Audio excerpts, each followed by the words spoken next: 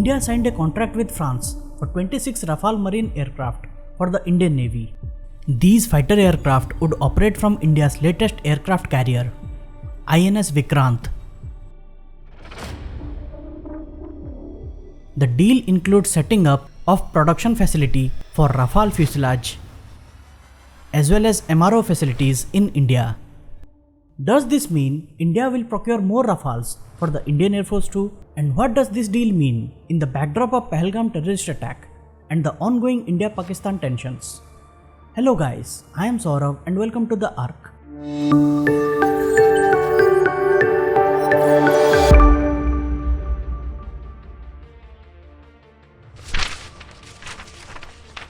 Before getting into the details about the deal, let's first understand the basics of naval aviation. You might be wondering, we have the army that looks after the land, the navy that operates in the seas, and the air force that looks after the sky.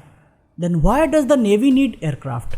Because modern warfare is complex, and these overlaps among the different branches of the armed forces is necessary. In India's case, India has a vast coastline spanning more than 7,500 kilometers. The Indian Navy operates various types of aircraft because they play a crucial role in modern naval warfare, reconnaissance, and logistics. The Indian Navy operates aircraft like P-8I Poseidon for maritime reconnaissance, detecting submarines, and ensuring security over the vast ocean stretches. The Indian Navy's area of responsibility is the Indian Ocean, starting from the Strait of Hormuz in the west to the Malacca Strait in the east. In the Indian Ocean region, major sea lines of communication pass. Naval aircraft help in protecting commercial shipping from piracy, smuggling, and potential conflicts, as we have seen in recent times. But more importantly, India operates two aircraft carriers that allow the Navy to extend its influence far from home, providing air support and striking capabilities anywhere in the world.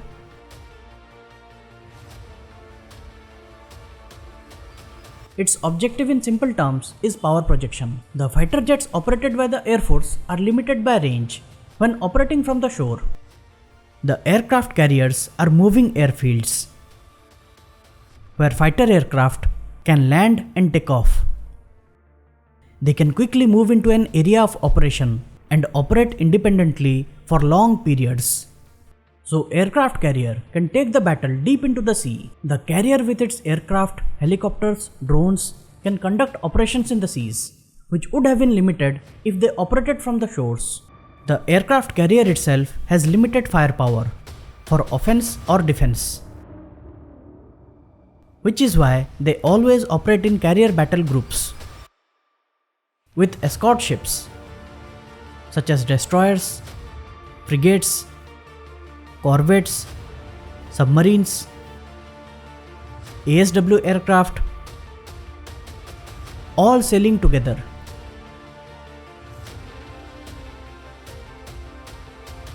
And that's why fighter aircraft are a critical part of naval aviation.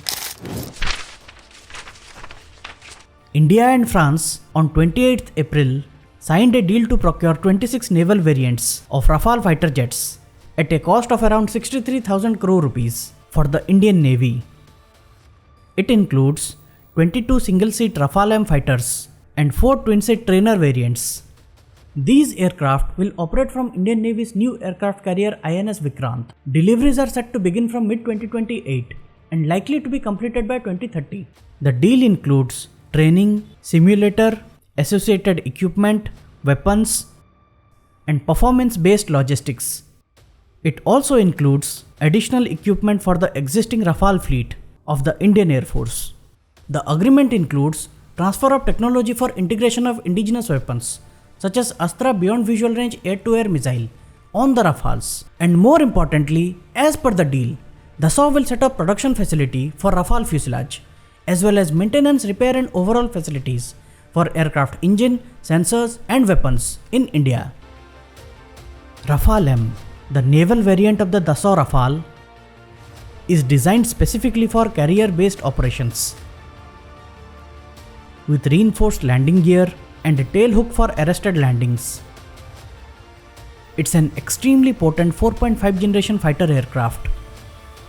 It has advanced avionics, RBE-2 AESA radar, refined for maritime missions. It is equipped with Exocet AIM-39 anti-ship missiles, Meteor air-to-air missiles, and Scalp air-to-ground cruise missiles.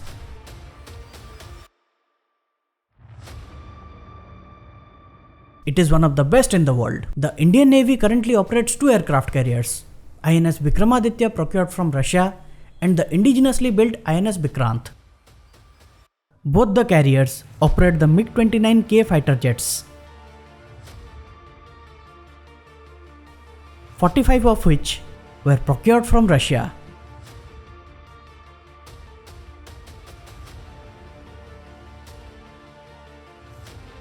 But these aircraft have low serviceability, and also they are approaching their retirement timelines. Hence the Navy began looking for another fighter jet to operate from both the carriers. The original plan was to procure 54 jets, and it saw 2 contenders: the French Dassault Rafale-M and American Boeing FA-18 Super Hornet. Both the aircraft went for trials by the Indian Navy, and Rafale-M emerged as the winner in July 2023. The number, however, was reduced to 26 after the DRDO proposed to develop the twin-engine deck-based fighter or TEDBF for the Navy. As you can see, aircraft carriers have these lifts that carry the aircraft between the hangar and the deck. So the aircraft and the lift's dimensions play a vital role in suitability of the aircraft for carrier operations. INS Vikrant's elevator is about 10 meters wide and 16.5 meters long.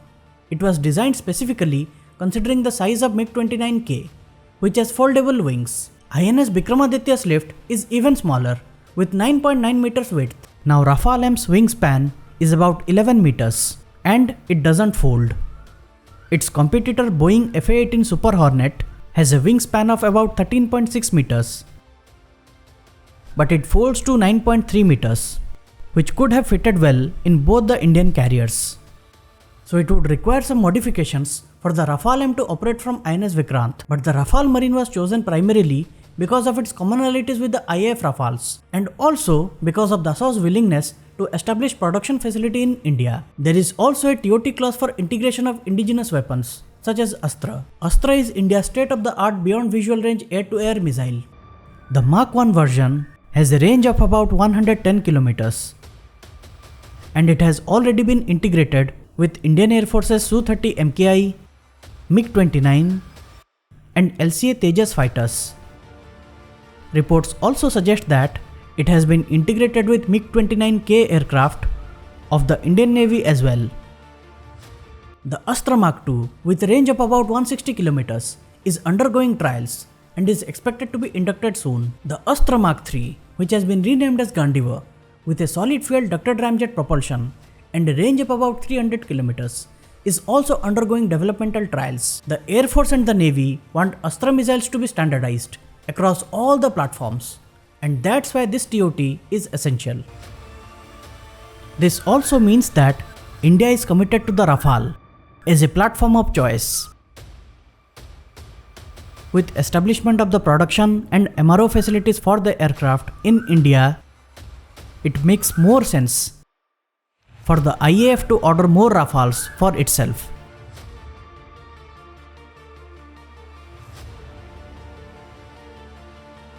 We can expect about 54 to 72 more Rafales being ordered by the IAF in the coming times. But what does that mean for the indigenous LCA Mark II and AMCA? It's a big question mark, because if a large order for the Rafales is placed next, it would mean less money for the LCA Mark II and AMCA. But considering the IAF's fighter squadron strength and the threat perception in the region, Induction of more Rafales now makes sense. LCA Mark II is still under development, and I don't see a large order being placed for the same if the Air Force Rafale deal goes through, which is unfortunate, and AMCA is still nowhere in the picture yet. We are aware of the terrible tragedy that unfolded in Pahalgam in Kashmir on 22nd April. 26 innocent tourists lost lives in the terror attack by Pakistan-sponsored terrorists. In the aftermath of the heinous attack, Government of India is exploring its options to punish its perpetrators. The Indus Water Treaty of 1960 has been held in abeyance considering Pakistan's involvement in the attack. A slew of other diplomatic measures has also been implemented by the government. But that's not all. Government is seriously considering military options to create deterrence for the Pakistani state to conduct such cross-border terrorist activities. Stay safe and stay alert, and beware of the misinformation and psyops on social media being run by the Pakistani side. Thanks for watching. I'll see you soon with a new video. Keep following the arc.